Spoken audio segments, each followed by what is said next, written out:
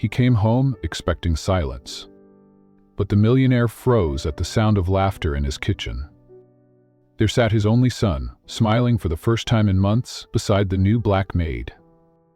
What began as shock would unravel lies, ignite scandal, and reveal a truth he never saw coming.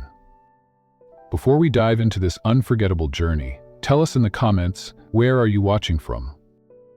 If stories about love, sacrifice, and second chances speak to your heart, hit that subscribe button, because tomorrow we're bringing you another powerful story you won't want to miss. Charles Davenport's private jet touched down an hour earlier than planned, slicing through the night sky with the same precision he demanded of every part of his life. He was a man who thrived on order, who found comfort in silence and control. Since his wife's death 3 years earlier, his world had become an empire of glass and stone, flawless on the outside, hollow within. He had not planned to return to Davenport Manor tonight. The business conference in Chicago had been extended, but an urgent deal closed sooner than expected. Normally, he would have called ahead so his staff could prepare, but tonight he wanted only solitude. His mansion was his fortress, and solitude was its only gift. The black sedan carried him through the gates of his sprawling estate, the iron bars clanging shut behind. As the car wound its way up the long drive, Charles stared at the mansion's lit windows. They should not have been glowing. By this hour, his home was usually a cavern of darkness, save for the soft glow of the security lights. His brow furrowed. When the car stopped, Charles stepped out into the crisp evening air, his polished shoes crunching against the gravel. The foyer greeted him with its marble coldness, the scent of polished wood and lemon oil sharp in his nostrils. He expected silence, as always, but then he heard it. Faint at first, like a ghost from another lifetime. Laughter. Charles froze. His coat half off his shoulders, he strained to listen. It was unmistakable, light, melodic laughter echoing down the hall, and beneath it a soft hum, almost like singing. His heart kicked once, hard, against his ribs.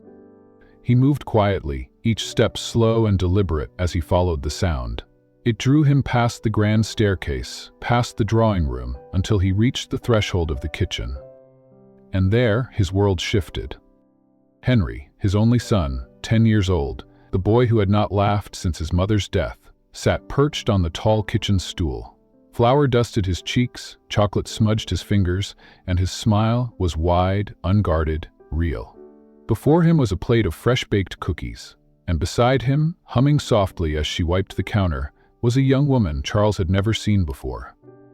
She was slender, her dark skin glowing under the kitchen light, her hair tied back in a simple scarf. Her clothes were plain but neat. Her sleeves rolled as though she belonged in this space in a way none of his staff ever had. Her voice carried warmth with every note, the kind of warmth Charles had exiled from his house years ago. Amara Johnson. She turned when Henry giggled, and her eyes sparkled with kindness. "Slow down, Henry. If you eat them that fast, you'll forget what they taste like." Henry laughed harder, clutching his stomach dramatically. "They're too good. You should sell them." Charles gripped the doorway, his knuckles white. This was not how he had imagined returning home. His son alive with joy, yes, but in the company of a stranger. Amara noticed him then. She straightened immediately, her hands stilling on the cloth she had been using. Her posture shifted, respectful yet firm. She did not bow her head like the others. Her gaze met his, steady, unflinching. "Mr. Davenport," she said softly, her voice carrying dignity. "You weren't expected tonight." Henry's head whipped around, his eyes widening when he saw his father. The smile faltered, as if he feared it had been a mistake to laugh. "Father," Henry said quickly, sliding off the stool, brushing crumbs from his lap. "You're home." Charles looked between the two of them. His son, so alive in a way he hadn't been in years, and the maid, standing tall, her expression neither apologetic nor insolent, but calm. Suspicion and something else, something far more dangerous, twisted in Charles's chest. Charles' eyes swept the kitchen, noting every detail, the flour scattered across the marble counter, the plate of still warm cookies, Henry's flushed cheeks. None of this belonged in the Davenport household. Order, discipline, silence. Those were the laws of his home since Evelyn's passing. Yet here was chaos, glowing in his son's laughter. Amara's gaze didn't waver. She set down the cloth in her hand, then folded her arms, a subtle act that spoke of self-possession. She was not the kind of maid who trembled before him. There was steel beneath her calm. Henry, sensing the tension, hurried to explain. "Father, this is Amara. She's been here 2 weeks. She helps Mrs. Parrish." Mrs. Parrish, the housekeeper, stepped forward from the pantry where she'd been overseeing. Her voice wobbled as she tried to smooth the situation. "Mr. Davenport, allow me to explain. We hired Miss Johnson after the last maid left suddenly. We needed someone quickly. She came with strong recommendations from the parish." Charles' jaw tightened. He did not like surprises in his own home, and no one thought to consult me. Mrs. Parrish flinched but stood her ground. "Sir, with respect, the boy needed care. Miss Johnson, she has a way with him. He hasn't smiled like this." "In what?" Charles cut in sharply. "In years?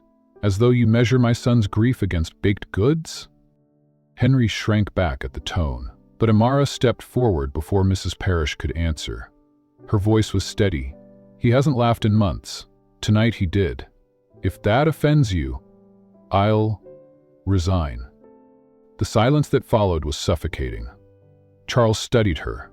She was younger than he expected, perhaps late 20s, but her eyes carried shadows older than her years. There was defiance in her words, but not arrogance. Only truth. Henry tugged at his sleeve timidly. "Father, please. She didn't do anything wrong. She was just being kind." The plea twisted something inside Charles, something long dormant. He looked at his son, who was practically trembling, desperate to shield this stranger. That desperation struck him harder than he expected.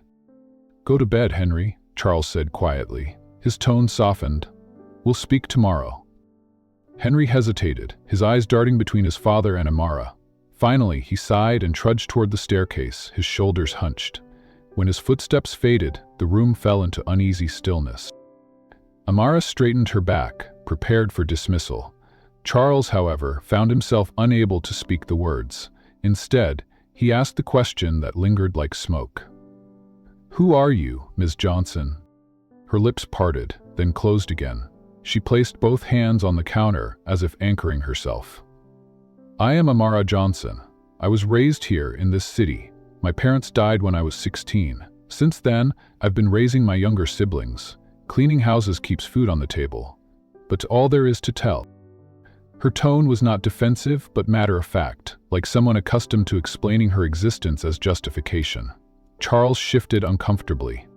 "Yet," he said slowly, "you presume to make cookies in my kitchen, to sing to my son, to bring warmth where there is order." "Order without warmth," Amara replied, her voice firm, "is just emptiness. Children need more than marble floors, Mr. Davenport." For a moment, Charles forgot to breathe. No one spoke to him like this. No associates, not board members, not even relatives. She did not flinch, and that shook him more than the words themselves. At last, he turned away, adjusting his cufflinks as if the ritual might restore his control. "We'll discuss this tomorrow. For now, stay. Mrs. Parrish seems convinced of your value." He walked out, his footsteps echoing through the marble halls, but the sound of Henry's earlier laughter lingered louder in his mind. Upstairs, in the solitude of his study, Charles poured himself a glass of scotch and stared at the fire. He had returned expecting silence. Instead, he had found a stranger in his kitchen, his son's first true smile in months, and a challenge he could not yet name. For the first time in years, Charles Davenport felt his home shifting beneath him, and he didn't know if it was salvation or disaster. Morning light spilled through the tall windows of the Davenport mansion, brushing against the polished floors like hesitant fingers. Charles sat at the head of the long dining table, untouched breakfast before him. His coffee had gone cold. Across from him, Henry pushed eggs around his plate with a fork, silent and brooding. The laughter of last night seemed like a dream now, fragile and easily dismissed. But Charles could not forget the image of his son, beaming over cookies with a woman who had no place in their world. When Amara entered quietly, setting a fresh pitcher of juice on the table, Charles' voice cut through the air. "Miss Johnson, "I'd like a word, in my study." Henry's head shot up, his eyes flashing with panic. "She didn't do anything wrong, Father." Charles's jaw tightened. "Finish your breakfast, Henry." Amara inclined her head calmly, wiping her hands on her apron before following him. In the study, the air was heavy with the scent of leather and wood polish. Charles closed the door behind them, the sound final, like a gavel. He faced her with the steel that had crushed rivals across boardrooms. "You've been here 2 weeks, and already my son treats you like family. Explain that to me." Her eyes, dark and steady, did not flinch. "Children sense when they're seen, Mr. Davenport." I didn't force his laughter, it came because he felt safe. The simplicity of her words unsettled him. He masked it with scorn. "Safe? You believe a few baked goods and songs can replace—" He cut himself off, his wife's absence clawing at his chest. "You've crossed a line." Amara folded her hands before her. "If you'd like me to leave, say the word. But know this, Henry's laughter is not mine to give or take. It's his, and last night he chose joy. Would you rather I'd—" Charles' throat tightened. No one had dared challenge him in years. He searched her face for mockery, but there was none, only dignity carved by hardship. For a long moment, silence pressed between them. Finally he spoke, his voice lower. "Who are you, really?" Amara hesitated, then drew a slow breath. "I am a daughter who buried her parents too soon, a sister who raised her younger siblings when the world didn't care, a woman who took every job she could find to keep them together. Maid, cashier, night clerk, tutor. I clean your floors not because I lack ambition, but because my family's hunger is louder than pride." Her words painted pictures Charles had never seen. A girl scrubbing laundry at midnight while helping her sister with homework. A young woman pawning her coat so her brother could buy school supplies. She spoke without self-pity, her voice calm as if suffering had become part of her skin. Charles turned away, gripping the mantle as firelight licked the edge of his vision. He had known struggle in business, but not in life. His battles had been waged with contracts and currency, not with hunger and grief. "You speak well for someone who scrubs floors," he said, though the words felt hollow even to him. Amara's chin lifted slightly. "Because I've learned that dignity isn't erased by work, it's proven in how you carry it." Charles exhaled slowly, fighting an unfamiliar pull, admiration laced with fear. That afternoon, as he brooded over ledgers in his office, his assistant Harold entered briskly. "Mr. Davenport, may I advise caution?" Charles didn't look up. "About what?" "About her," Harold said bluntly. "This Maid, she's not from our world. Already your son is attached. It's dangerous. Boys in grief will cling to anything that offers comfort, even if it's beneath them. Don't let him confuse dependency with love." Charles' pen stilled. Harold had been with him for over a decade, his counsel always pragmatic, yet the words grated. Beneath them was an unspoken truth. Harold thought Amara unworthy simply because of her station, her skin, her circumstances. Charles closed the ledger with a snap. "Thank you, Harold. I'll consider it." But when he glanced toward the gardens later and saw Henry running with Amara's younger brother, who had come to visit while she worked, he couldn't ignore the glow in his son's face.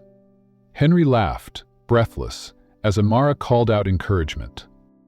That laughter stabbed deeper than any business rival could. That evening, the mansion was quieter than usual. Henry sat curled up in the library, a book open on his lap but unread, his mind elsewhere. Charles stood in the doorway, watching his son's distracted expression. Once, the boy had looked at him with eager eyes, but grief had stolen that light. Now it was Amara who seemed to kindle it again, and the thought unsettled Charles more than he would admit. He stepped into the room. "Henry," he began, his voice carefully even, "I'd like to talk to you about Miss Johnson." Henry looked up quickly, suspicion flickering in his young face. "She didn't do anything wrong." Charles held his gaze. "That isn't what I said, but you've grown attached with her?" Henry's small hands balled into fists. "Because she listens.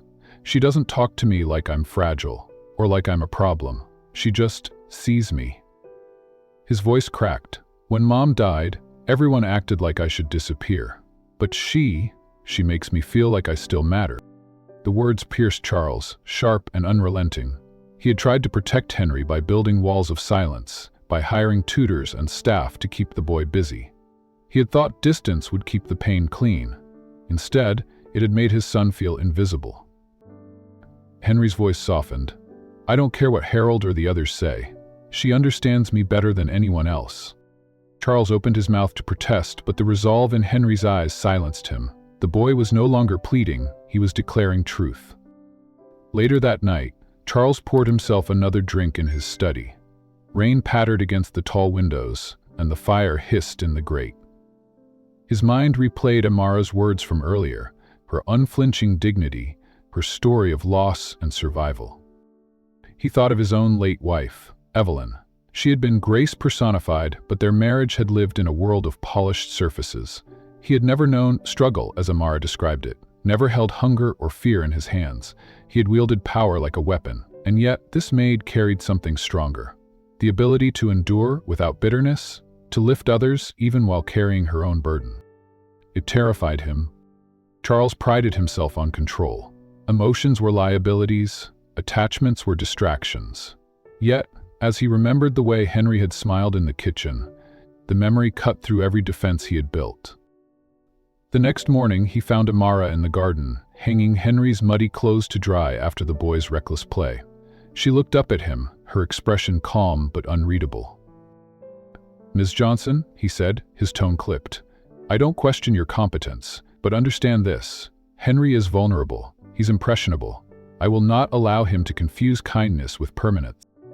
Amara tied the last sleeve to the line and met his gaze squarely. "Children don't confuse kindness with anything. They know when it's real. Henry doesn't need permanence promised in words, Mr. Davenport. He needs it lived." Her words hit him like a hammer against glass. For a moment, Charles couldn't speak.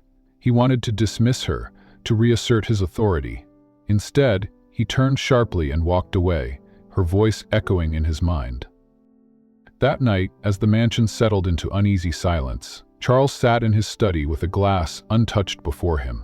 Seeds of conflict gnawed at his heart, suspicion warning him to keep his distance, admiration daring him to step closer. Amara Johnson was more than a maid. She was a disruption, a mirror reflecting the hollowness of his carefully controlled life. And Charles Davenport didn't yet know if she was his greatest danger, or the very salvation his son had been waiting for.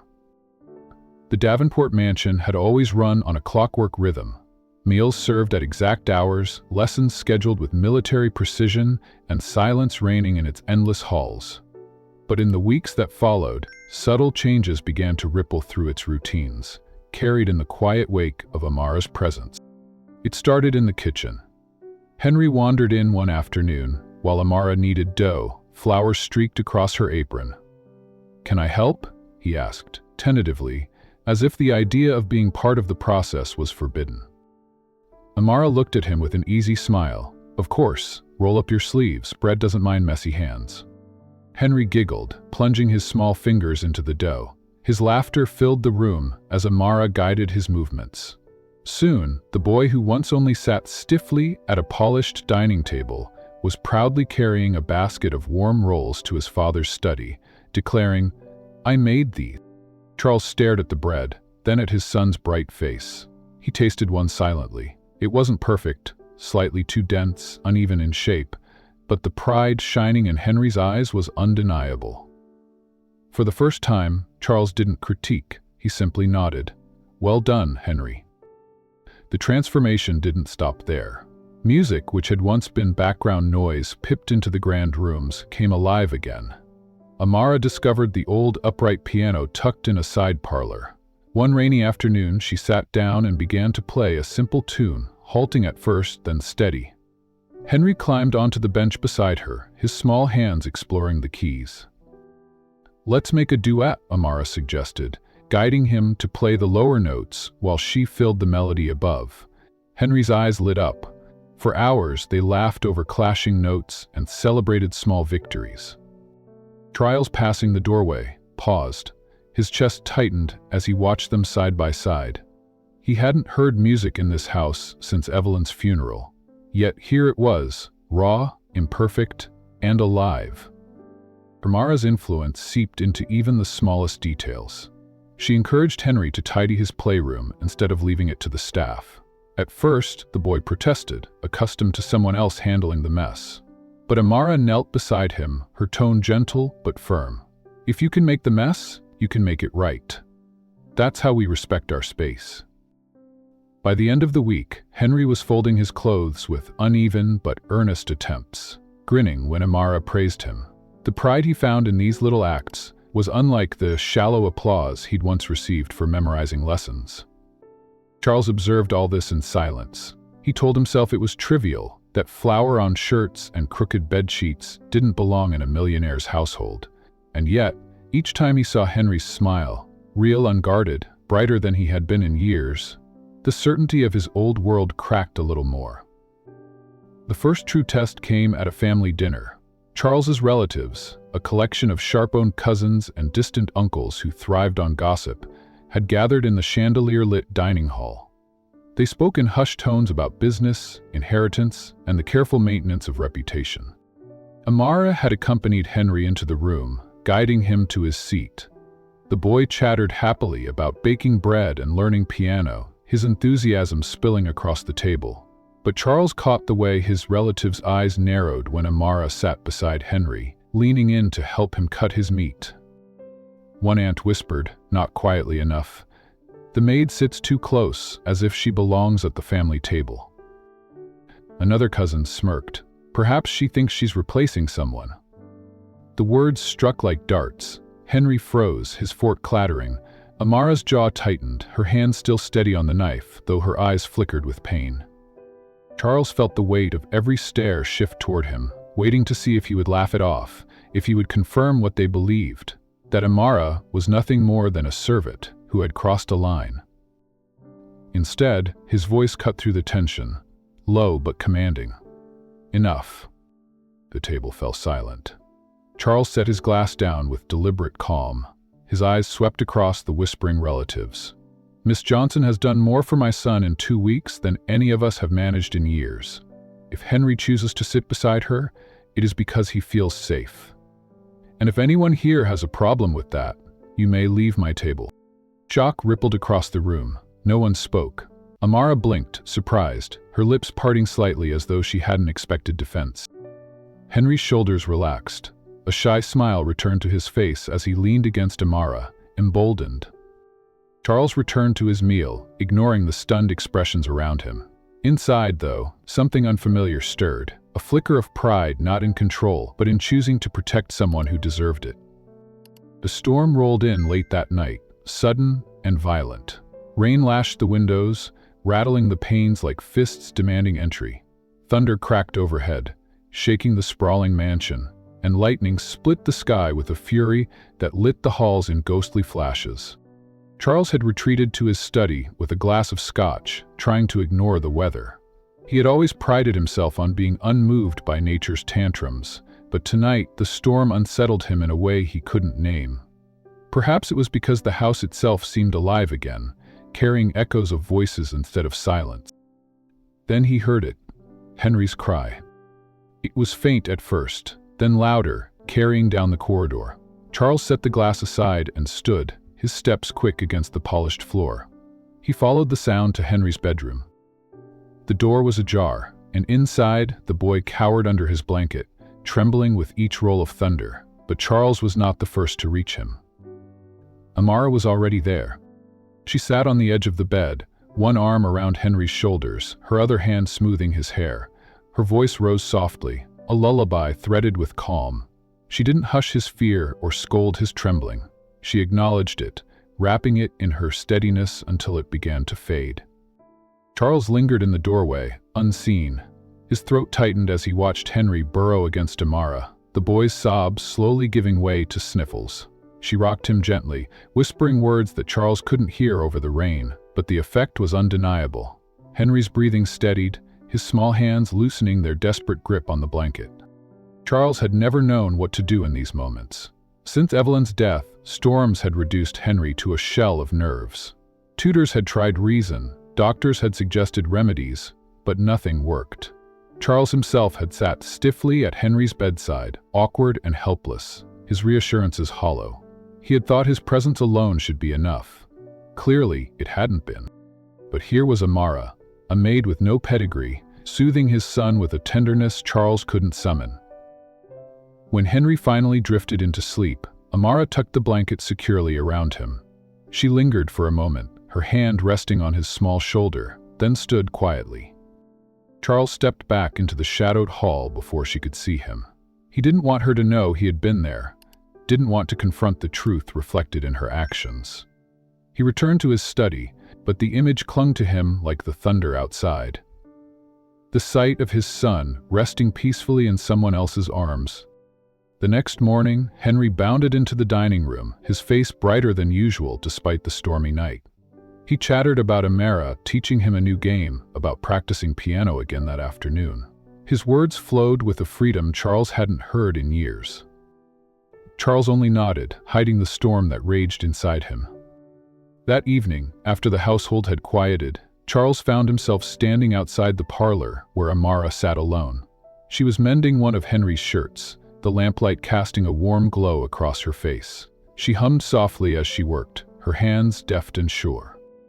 Charles lingered in the doorway, torn between suspicion and something he didn't dare name. For so long, his mansion had been an icebox of grief, his son retreating deeper into shadows, while Charles himself sought control in empire and fortune. Yet, in a matter of weeks, Amara had cracked the walls he'd built, filling the rooms with warmth he thought he had buried with Evelyn. He told himself it was dangerous, that she was just a maid, that her presence disrupted the carefully balanced order of his life. And yet, when he closed his eyes that night, it wasn't his ledgers or contracts he saw. It was the memory of Henry's laughter at the piano, flower dust on his cheeks, and the quiet lull of Amara's song threading through the thunder. Charles Davenport, a man who had built his life on control, was beginning to see the unthinkable.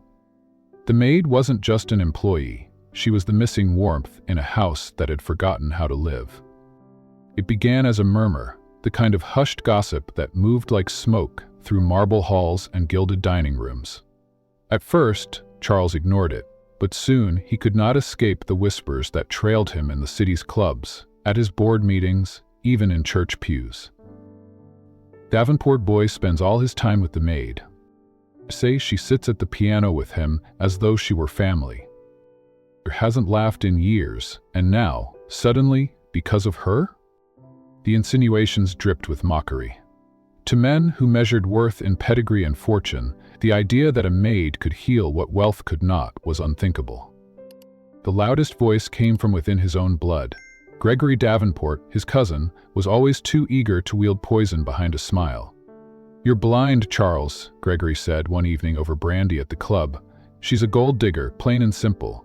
They all are. She sees your grief, sees the boy's vulnerability, and she slips right in. Soon she'll want more than a maid's wage. She'll want a seat at your table, and people will laugh at you for letting it happen." Charles gritted his teeth, but Gregory's words found their mark. He had spent a lifetime guarding his family's reputation, building walls of control so no one could wound them. Now those walls were under siege, from something he hadn't planned for. Warmth, affection, humanity. Back at the mansion, the poison spread quietly among the staff. Amara noticed the shift first in the way conversations stilled when she entered a room. She caught fragments when they thought she couldn't hear. "She thinks she's special. Wait until Mr. Davenport grows tired of her. She'll end up exactly where she started. They always do." Each word was a stone against the fragile dignity she carried. She kept her chin high, humming as she worked, but inside, the humiliation burned. She had promised herself she would never let shame define her again, but here it was, seeping back through cracks she thought she had sealed. One afternoon, as she folded Henry's shirts in the laundry room, she heard two maids whispering outside the door. "My words, she's only here because the boy clings to her. Without that, she'd be gone." "Mr. Davenport, you think he'll really keep her around?" A soft laugh. "Men like him don't keep women like her. They use them, then discard them." Amara pressed her hands to the fabric in front of her, willing the sting of tears not to fall. She had endured poverty, ridicule, and long nights of loneliness. But hearing her worth reduced to a stereotype, her place marked as nothing more than an opportunist, it clawed at her deepest wound. She considered leaving that night, packing her small suitcase, taking her siblings, and disappearing before the laughter grew louder. But then, Henry's voice came back to her memory. She makes me feel safe. She makes me feel like I still matter. How could she abandon that? Still, the doubts gnawed. Was her presence hurting Henry more than helping? If the world mocked him for clinging to the maid, was she giving him healing or shame? When Charles finally confronted her, the fracture widened into a chasm. It was late evening. The storm clouds outside mirrored the heaviness in the air. Charles found Amara in the library, shelving books Henry had scattered earlier. His voice was sharp, clipped with tension. "Heard the whispers," he began. "About you, about your closeness with Henry." Amara turned slowly, her hands steady on the books. "And what do you believe, Mr. Davenport?" "What I'm asking," he snapped. "What are your intentions here? My cousin claims you're no different from others who see opportunity in grief. Tell me now if this is true." For the first time since she arrived at Davenport Manor, Amara's composure cracked. Her eyes flashed with hurt and fury. "Opportunity?" Her voice shook. "Do you think I asked for your son's laughter? Do you think I planned his tears, his nightmares, just so I could sneak into your world?" Charles stiffened, but she pressed on, her words gathering fire. "I did not heal him with money. I did not bribe his smile. I gave him what no one else dared. Love without condition. And if that threatens you, then perhaps the problem isn't me, Mr. Davenport. It's the emptiness you've mistaken for control." Her chest rose and fell, her breath trembling, but her voice stayed firm. When Henry's laughter returned, it wasn't because of wealth or legacy or your iron grip on this house. It was because he was finally seen, and if you can't bear that truth, then I will leave. She set the book down with deliberate calm and walked past him, her shoulders squared even as tears streaked her cheeks. Charles stood frozen, her words echoing in the hollow spaces of his heart. He had demanded loyalty, but what she had given was love, and in doubting it, he had wounded not just her, but his son as well. The door closed softly behind her, leaving him alone with the storm inside. The house felt different after Amara walked out of the library. The air itself seemed heavier, as though the walls had absorbed her words and were replaying them in whispers Charles couldn't silence. He returned to his study, but the ledgers before him blurred. Every column of numbers looked suddenly meaningless, every calculation hollow. Finally seen. The accusation cut deep. He had prided himself on providing Henry with everything money could buy: tutors, doctors, security, a mansion filled with treasures, but in doing so, had he blinded himself to what the boy truly needed? For hours he sat in the dark, the storm outside battering the windows, until Harold entered quietly. "Mr. Davenport, shall I prepare the car for tomorrow's board meeting?" Charles looked up sharply, his patience already thin. "Leave it." Harold hesitated, then added, "If I may speak frankly, sir, I warned you. These women, they bring trouble. Best to end it now, before she drags your name further into gossip." Charles' glare was icy. "Careful, Harold." But the seed was already planted deeper. Was he protecting Henry, or was he endangering him by allowing this bond to grow? The conflict gnawed at him, and for the first time in years, Charles Davenport, a man who conquered boardrooms without hesitation, felt utterly uncertain. Meanwhile, Amara retreated to her small attic room at the far end of the servants' wing. She shut the door quietly, her hands trembling as she pressed her forehead against the cool wood. The confrontation replayed in her mind, every word heavy with humiliation. She had survived poverty, ridicule, and endless toil. But standing in that library, accused of scheming, of using a child she loved as if he were leverage, those wounds cut deeper than hunger ever had. Her siblings' faces flashed before her eyes, her sister clutching her textbooks, her brother practicing spelling by candlelight. Everything she endured was for them, and now she wondered if she could endure this mansion's shadows any longer. She sank onto the edge of her narrow bed, silent tears spilling. "Maybe they're right," she whispered into the darkness. "Maybe I don't belong here." But then Henry's laugh returned to her memory, bright and unguarded, the way his small hand clutched hers during the storm. For him, she had been more than a maid. She had been safety. Family. Could she abandon that? Her heart ached with the dilemma. Stay, and risk ruining his father's reputation, or leave and tear away the fragile joy she had helped restore.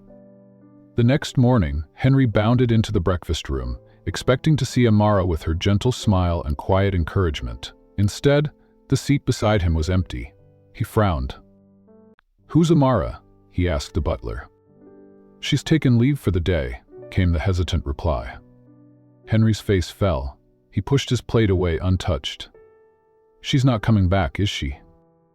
When Charles entered moments later, Henry's eyes blazed with a hurt far older than his years.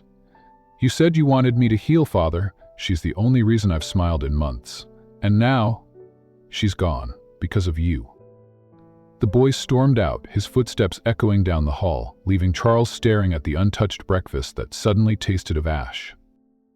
By afternoon, the rumors had reached a fever pitch. Tabloids published sly headlines. "Millionaire's son finds comfort in the arms of a maid?"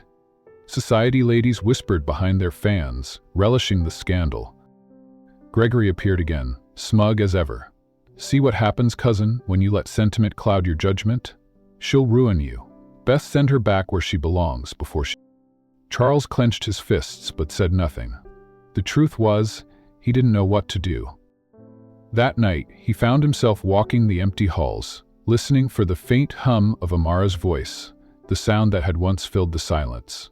But the corridors were cold again, just as they had been before her arrival. He stopped outside Henry's room. Through the half-open door, he saw his son curled on the bed, clutching the old stuffed bear he hadn't touched in months. The boy's eyes were open, staring at the ceiling, his expression hollow. Charles' heart clenched. This was the boy Amara had begun to heal, the boy she had coaxed back into laughter, into music, into life. And in one moment of doubt, Charles had driven her away. The weight of it pressed on him like a vice. He turned away from the door, retreating to his study, where the fire burned low. For the first time in years, Charles Davenport felt something he couldn't buy his way out of: regret. Arma, in her small room, sat awake long into the night, her bag half packed on the floor. She traced the hem of Henry's shirt she had mended, her fingers brushing the uneven stitches. She remembered his pride when he wore it, declaring, "Amara fixed it. Better than new." Her tears fell. Silently, she wanted to believe her presence had mattered, but the voices of doubt were louder, the whispers of staff, the sneers of relatives, the cold suspicion in Charles' eyes. And yet, beneath it all, one truth remained, burning steady as a candle. Henry needed her. But was she strong enough to stay in a world that refused to see her worth? The answer lingered, unresolved, as the storm clouds rolled once more across the night sky. Charles stared into the fire downstairs. Amara wept upstairs, and Henry lay awake between them, caught in the silence their fears had built. The walls of Davenport Manor had never felt taller. The days that followed, Amara's departure from the library, carved themselves into the rhythm of Davenport Manor like scars. The mansion, once warmed by faint notes of music and laughter, fell back into its old silence. Yet this silence was heavier than before, because Henry fought against it. At breakfast, the boy pushed food around his plate, refusing to eat. Tutors arrived as scheduled, but Henry snapped at them, sulking through lessons or storming out altogether. At night, Charles passed by his son's door only to hear muffled crying seeping through the walls. The boy who had been coaxed into life again was retreating into shadows. Charles tried, at first, to reason. He brought home expensive gifts, new books, even a puppy, thinking distraction might soothe the ache. But Henry rejected them all. His eyes stayed clouded, his voice brittle with anger. One afternoon, Charles found him sitting cross-legged on the floor of the music room, staring at the piano keys.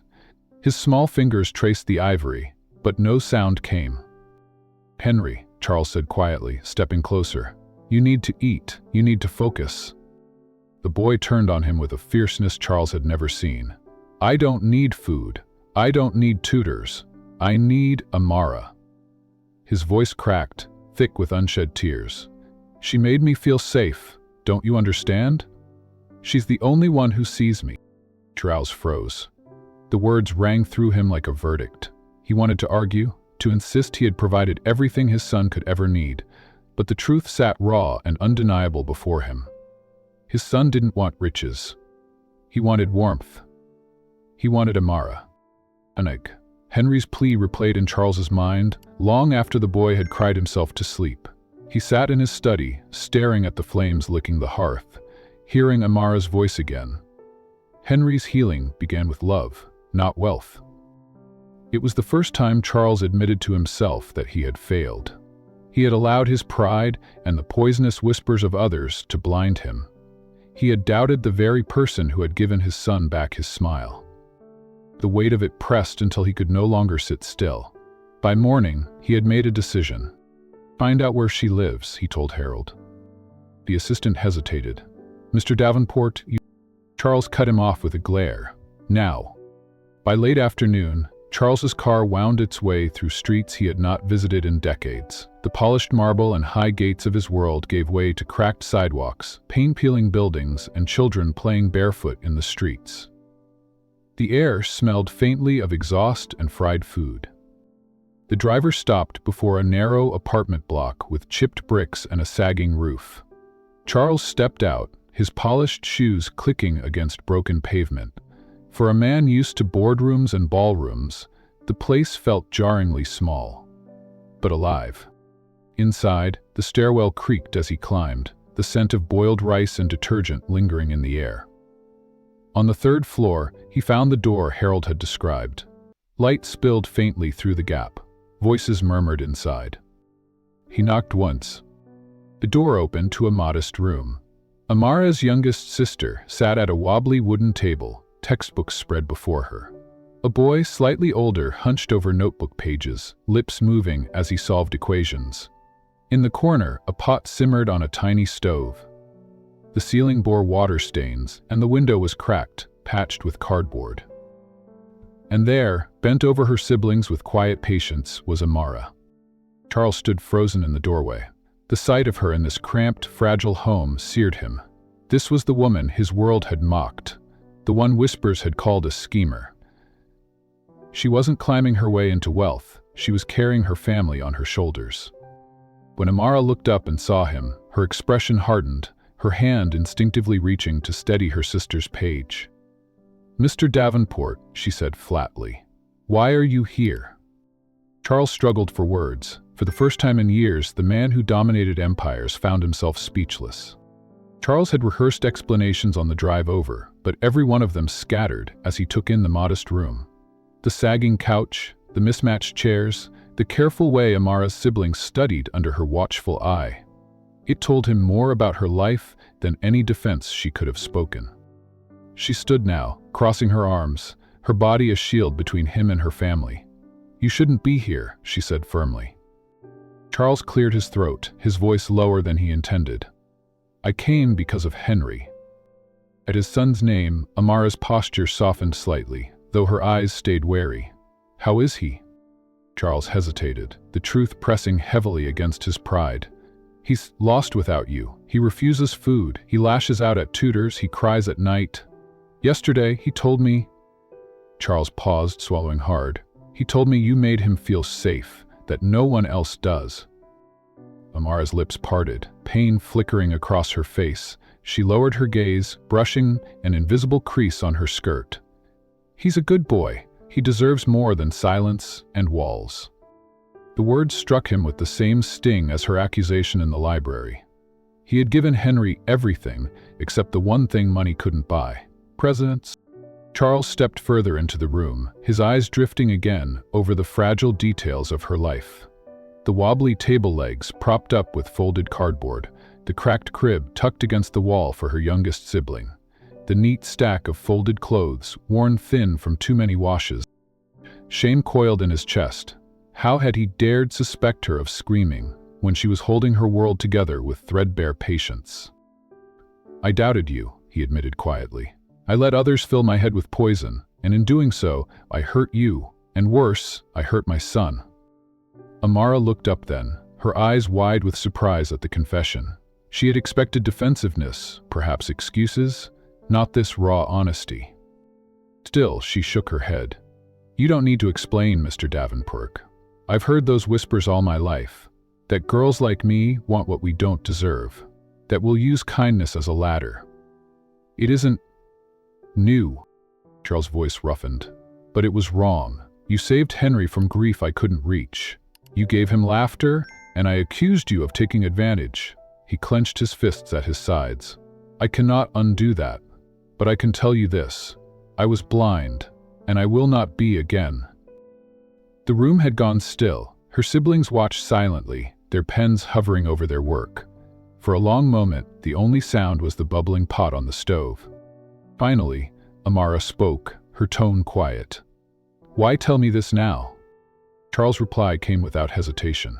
Because Henry begged me not to let you go, and because, when I walked into this room, I saw the truth. You don't want my wealth. You don't need it. You have more dignity in this little apartment than I've had in all my marble hall. Her breath caught, her hand pressing lightly to the edge of the table. She looked away, blinking back tears she refused to show him. Charles turned to the siblings, his gaze softening. You're studying hard, he said gently. Your sister must be proud. The younger boy nodded, his voice shy. She makes sure we don't fall behind. Charles looked back at Amara. You carry so much, and still you find room to carry my son's heart as well. I see that now. For the first time since his wife's death, Charles Davenport bowed his head, not in defeat, but in humility. I came to say thank you, and to ask you not to give up on Henry. He needs you more than he will ever admit. Silence stretched between them. Amara's chest rose and fell, her defenses wavering under the sincerity in his voice. Finally, she nodded once, her eyes shimmering. I won't give up on him, she whispered. Charles exhaled, relief loosening something in him. Shame still lingered, but alongside it was resolve. He knew the whispers in his world would not stop. But standing in that small apartment, with its cracked windows and fragile furniture, he realized something unshakable. Truth did not need it, only needed courage. It began with a phone camera. One of the house staff, weeks earlier, had filmed a quiet moment in the Davenport kitchen. In the clip, Henry stood on a stool beside Amara, his hands dusted with flour, as he clumsily cracked an egg into a bowl. You don't have to be perfect, Amara told him gently, steadying his small fingers.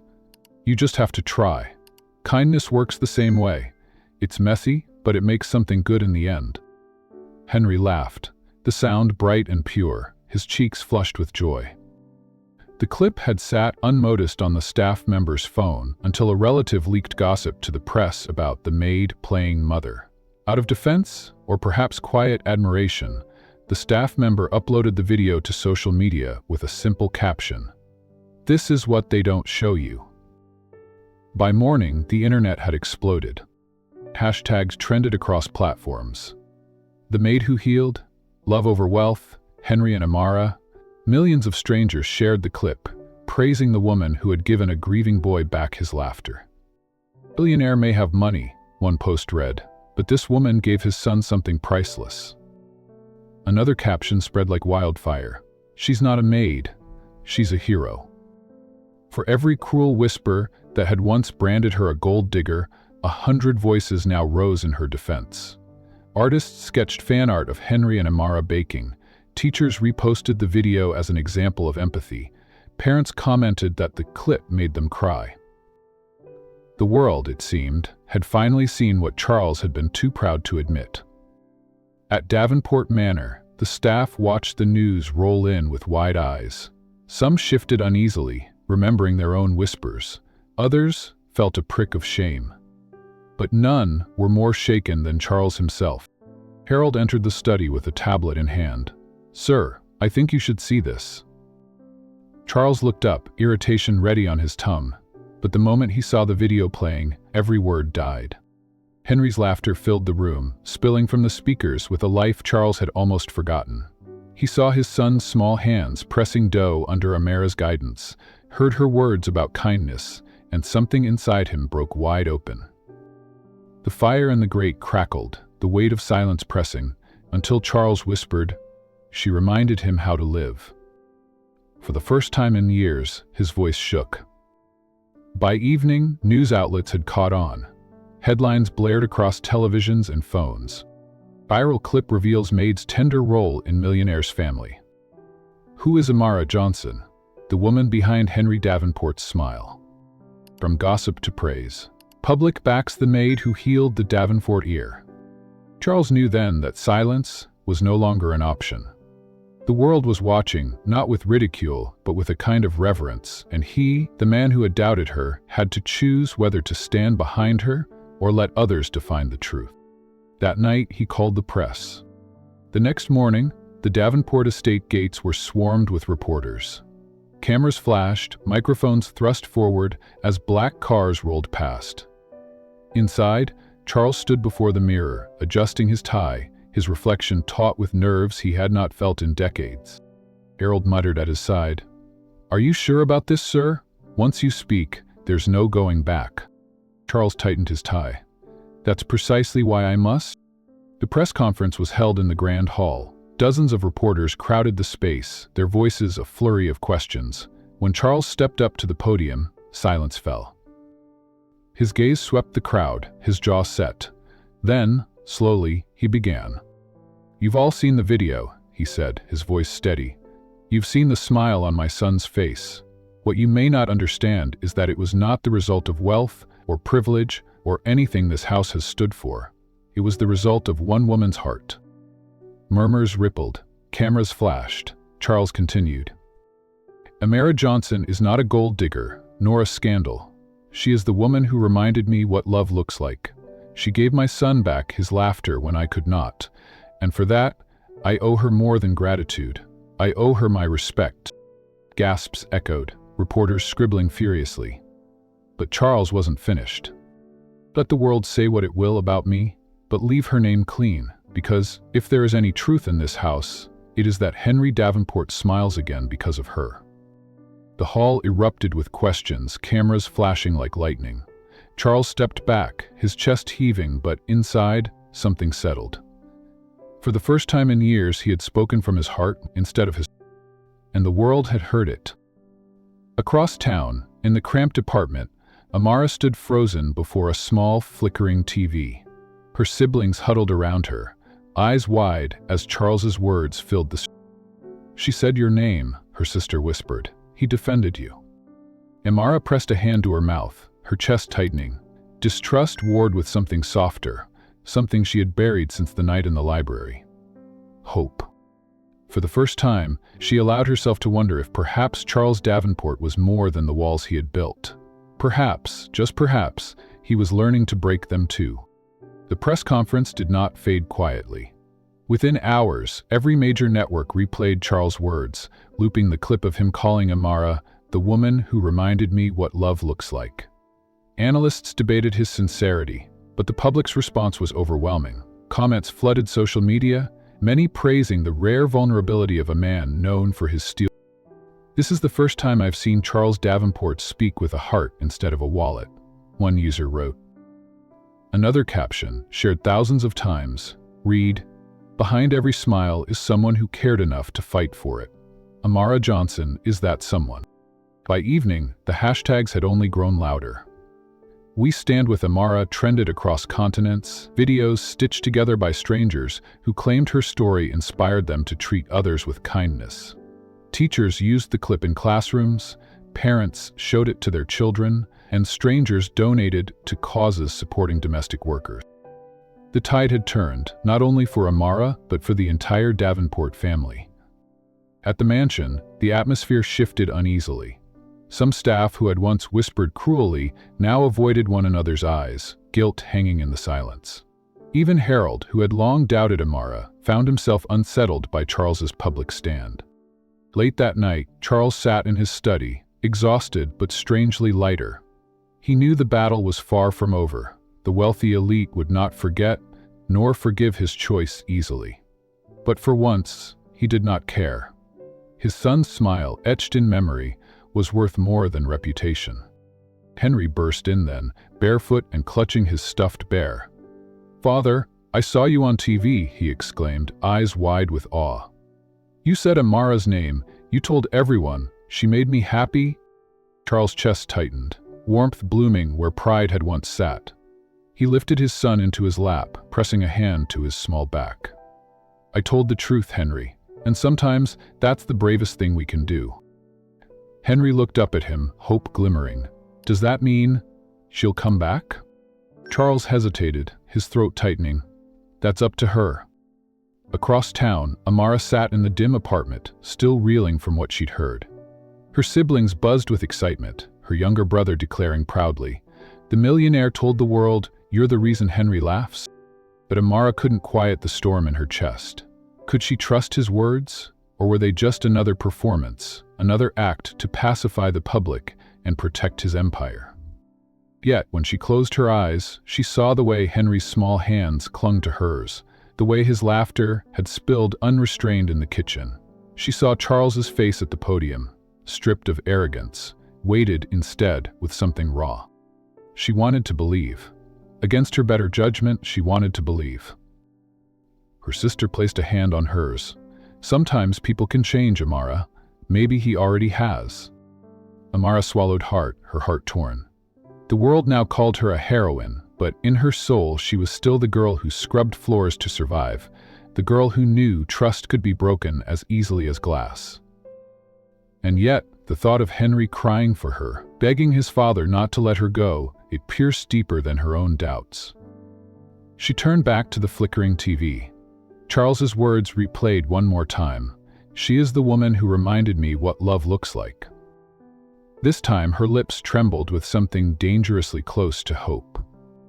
By dawn, newspapers had already named Amara the unlikely heroine of the year. Journalists camped outside her building, cameras flashing when she stepped outside to buy bread. She shielded her siblings, anger flaring at the intrusion, but beneath it was an undeniable truth. The world had seen her, not as a maid, not as gossip, but as a woman whose love had changed a child's life. At Davenport Manor, Charles read the headlines with quiet resolve. He knew he had lit a fire he couldn't control. But when Henry's laughter echoed through the halls again, even in Amara's absence, he understood it was worth it. Because for the first time in years, there was hope. The storm broke just after dusk. Rain sheeted down the city streets, running in rivers along the gutters, pounding the rooftops in a relentless rhythm. Thunder rolled low, shaking the air, and flashes of lightning cracked across the skyline. In the middle of it, a black sedan pulled up to the crumbling brick apartment where Amara lived. The driver opened an umbrella, but Charles waved it away. He stepped out into the rain, his suit darkening immediately, hair plastering against his forehead. He carried not a polished briefcase or a stack of contracts, but a paper bag heavy with groceries. The climb up the stairs was slick and treacherous, but Charles didn't slow. When he reached the third floor, he stopped before Amara's door, water dripping from his sleeves, heart pounding harder than it had in any boardroom battle. For the first time in years, he wasn't here as Charles Davenport, millionaire. He was here as a man stripped bare. The door opened before he could knock. Amara's younger brother blinked up at him, startled by the figure soaked through on the landing. Behind him, Amara appeared, eyes widening at the sight of Charles standing there, rain pouring down his shoulders, holding groceries like an ordinary man. "To Davenport," she said, her voice low, guarded. Charles met her gaze, his own steady but raw.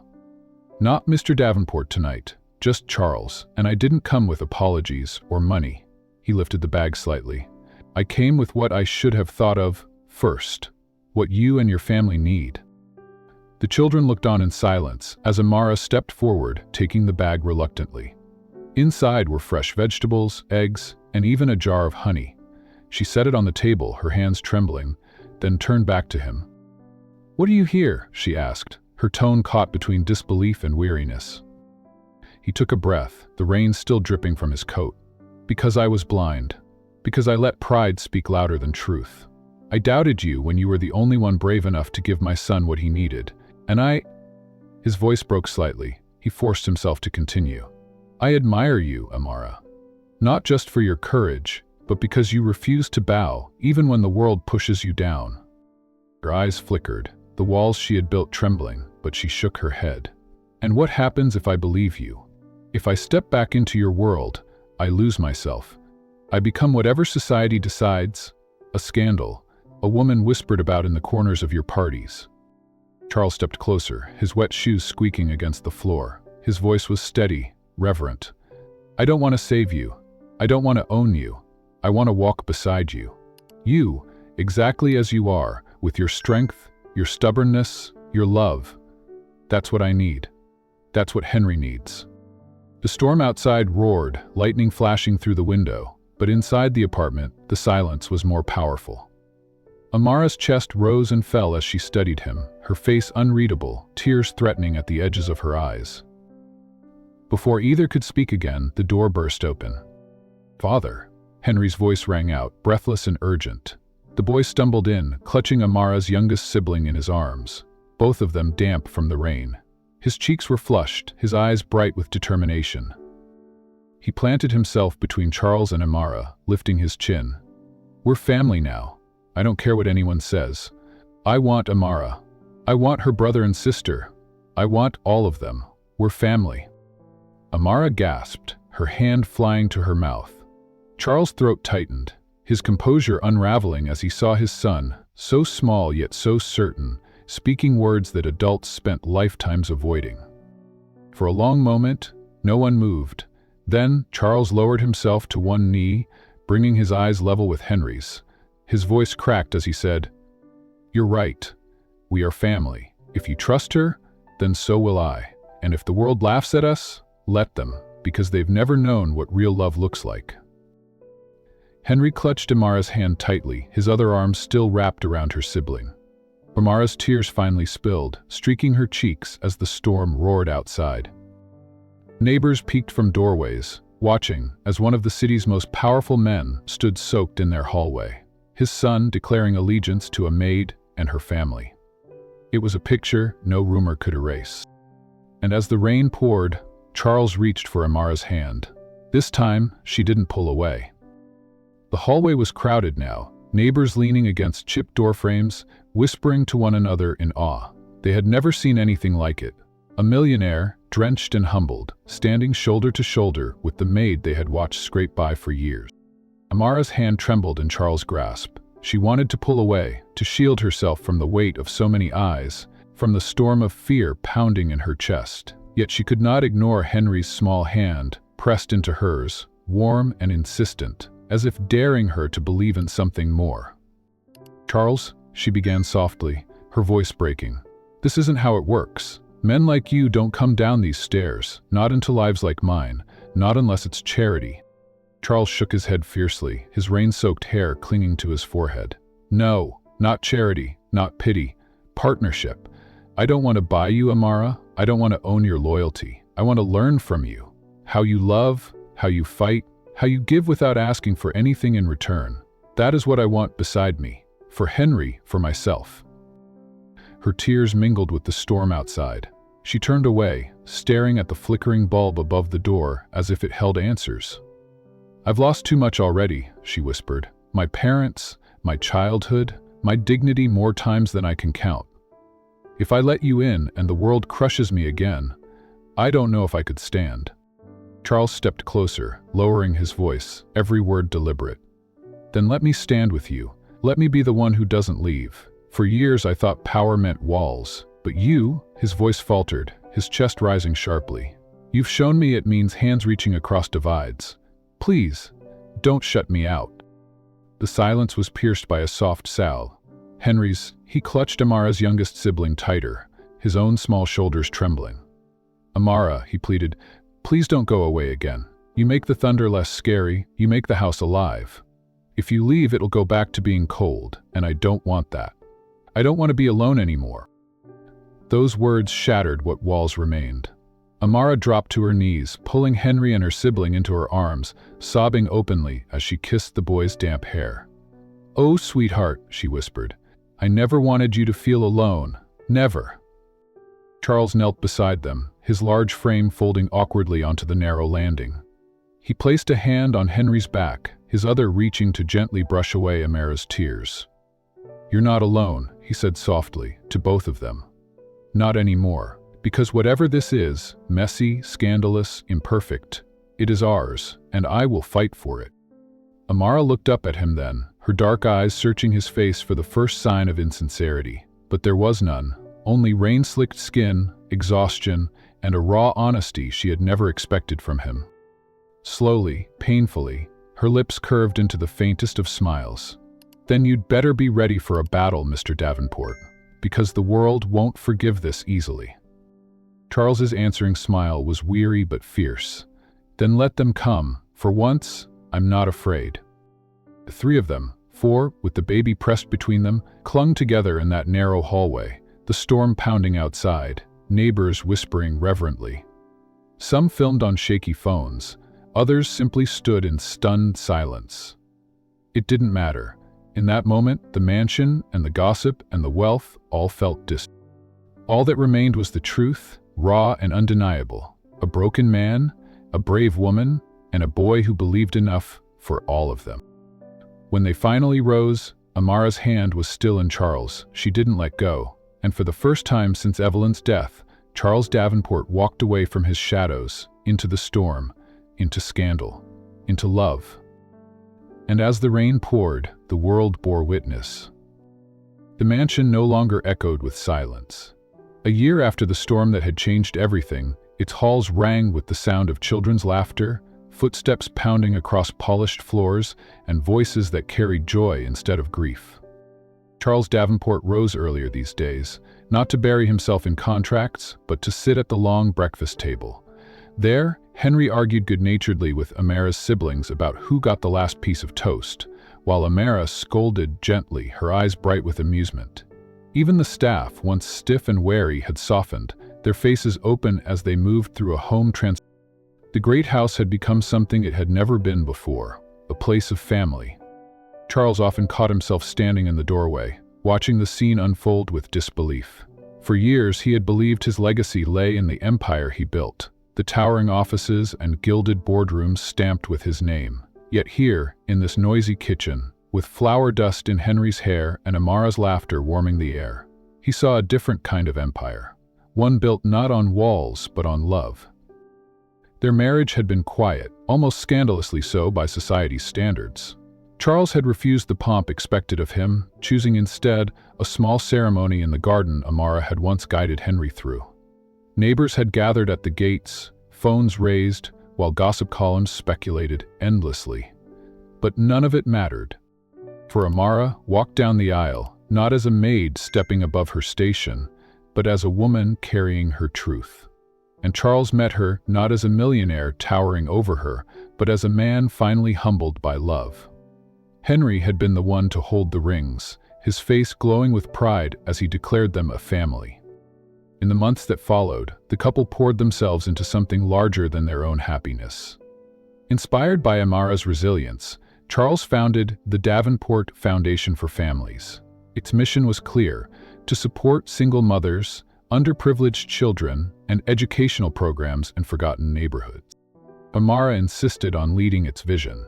She visited schools, spoke with mothers working double shifts, sat in community centers where children studied by dim light. She listened, truly listened, in ways Charles never had. And Charles, for his part, did what he knew best. He funded it with conviction. But this time, money wasn't armor. It was a tool, wielded not for power, but for healing. The newspapers, once critical, began to write a new story. The Maid Who Changed the Millionaire. From scandal to service, the Davenport Foundation's impact. Public perception had shifted, but what mattered most was the tangible change, the scholarships granted, the mothers who now had support instead of scorn. On the evening of the Foundation's official launch, the grand ballroom of the Davenport estate was filled with guests. Politicians, philanthropists, workers, and families alike mingled under chandeliers, their voices blending in a hum of anticipation. Henry darted between tables with Amara's youngest sibling, both of them grinning as they carried baskets of foundation brochures like treasured pride. Charles stood at the edge of the room, his heart swelling as he watched Amara move gracefully through the crowd. She wasn't adorned in diamonds or silk, but in her quiet authority. People leaned in when she spoke, their skepticism disarmed by the sincerity in her eyes. It was in the middle of this celebration that the moment came, the test that would define everything they had built. One of the catering staff, a young maid, carried her toddler on her hip.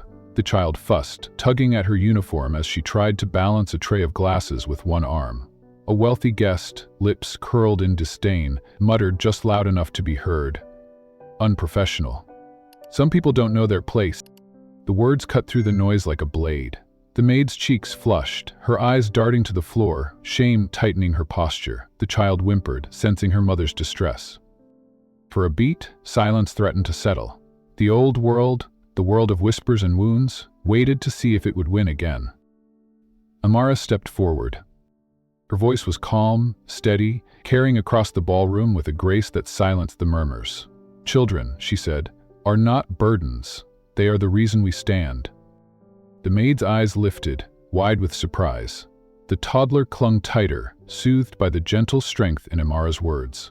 Around the room, the tension cracked, replaced by scattered applause that grew steadily louder. Charles' chest tightened as he watched her. In that moment, he saw not the maid who had once been mocked in his kitchen, not even the woman who had faced down his pride, but a leader, a mother, a partner who had rewritten what legacy meant. When she turned her head, her eyes found his across the crowd, and in her smile, he saw his future, his son's future, and a truth deeper than wealth. His empire might crumble one day, his fortune might fade, but what Amara had built in this house, in his heart, would outlast it all. The applause rippled through the ballroom, echoing against the high ceilings until it became a wave. Guests who once might have turned away now found themselves clapping, some even standing. For a moment, it wasn't about wealth, titles, or appearances. It was about truth. The young maid held her child closer, her eyes glistening with gratitude as Amara moved toward her. Amara placed a gentle hand on her shoulder and said softly, "You're doing what mothers do best, holding your world together. Never be ashamed of that." The maid's lips trembled into a small smile, and her child nestled against her neck, comforted by the kindness. Charles watched from across the room, his heart swelling with pride. He had stood on countless stages, commanding respect with power and numbers, but never had he seen a room bend with such grace as it did under Amara's words. She carried no crown, no empire, only compassion. And somehow, that was stronger than anything he had ever built. Later that night, after speeches were delivered and donors pledged their support, Charles found Amara standing by the tall windows overlooking the garden. The rain from the storm the night before had left the roses glistening, their scent drifting faintly into the ballroom. "You were extraordinary," he said quietly, approaching her. She turned, her eyes soft but steady. "I only said what I wish someone had said to me once." Charles took her hand, pressing it gently to his lips. "And in doing so, you've changed everything. For her, for Henry, for me." Amara's gaze lingered on him, her expression thoughtful. "Do you ever regret it, choosing this life, with me, with all the noise and the scandal that still lingers?" He shook his head firmly. "Never. I thought my legacy was the company, the fortune, the name carved in stone. But tonight, I realized the true legacy is what we leave in people's hearts, and you've given me that." Her smile deepened, and for a moment they simply stood together, looking out into the garden where, months ago, their vows had been exchanged. As the guests began to leave, Henry tugged at his father's sleeve. "Can we show them the garden?" he asked eagerly, pointing to Amara's siblings and the maid's child. Charles glanced at Amara, who nodded. Together, they led the small group outside, where lanterns lit the winding paths. The children ran ahead, their laughter echoing under the night sky. Henry grabbed the maid's toddler's hand, guiding him down the steps with patience. "Don't be scared. Amara always says the garden is like a safe maze. You just have to follow the light." Charles' chest tightened at the words. He looked at Amara, and she reached for his hand. "He's repeating what I told him the first time I guided him here," she said softly. "Now he's guiding others," Charles murmured, wonder in his voice. The evening ended, not with fireworks or fanfare, but with something far more powerful. A sense of belonging that reached beyond bloodlines and bank accounts. The foundation had launched, but more than that, a movement had begun. One that whispered a new definition of wealth, one that stretched far beyond numbers. As the last guests departed and the lanterns flickered low, Charles stood in the garden with Amara at his side, Henry curled against him, and her siblings laughing nearby. For the first time, he understood. This was wealth. Not the empire and the city, not the headlines that once haunted him. This, the laughter, the love, the unshakable bond between people who had chosen each other, was the inheritance he would leave behind. Amara leaned into him, her voice quiet but strong. "Children are not burdens. They are the reason we stand." Charles kissed the crown of her head, his voice husky with emotion. "And you, Amara, are the reason I finally learned to stand tall." The mansion loomed behind them, no longer a fortress but a home. And in its halls their legacy grew, not of gold, but of love beyond wealth.